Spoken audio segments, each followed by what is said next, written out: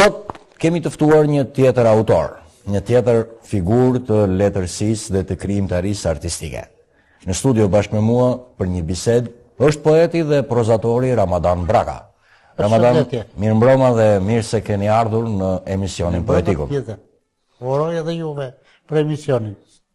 Pa humbur kohë sepse edhe shikuesi është i dëshiruar për të njohur me vargjet, me atë çka është vetë tharmi i një shpirti njerëzor, poezia, atje ku qëndron edhe icebergu i mendimeve njerëzore.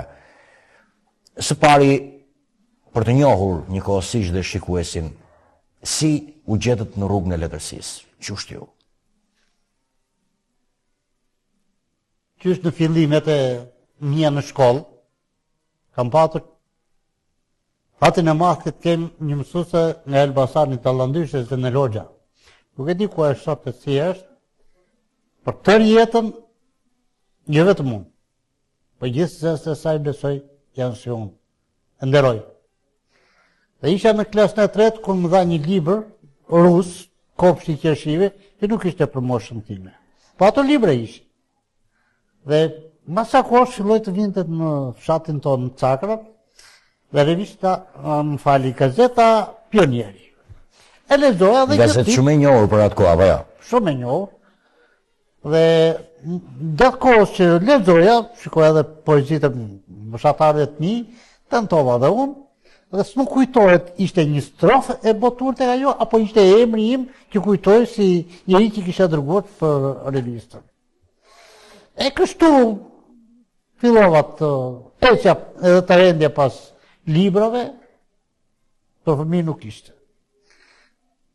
Vajta në shkollën e mesme, të mësuesisë, në Fier, dhe isha në vitin e dytë, kur mësuesi i gjuhës dhe i letërsisë Leonid Liçi na dha një temë të lirë.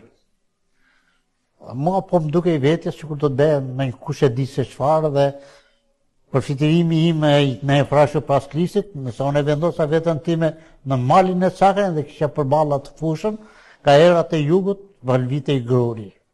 Dhe atë bëra. Shtova dhe kopete, këto kështu, gjithnjë, nën idet e bakti e bujqit në imit, po hartimi im. Mësuesi gjatë korrigjimit i pëlqeu dhe më thirri, ishte katën e dytë. Po më thotë, ke bërë hartim të bukur. Vetë ke bërë?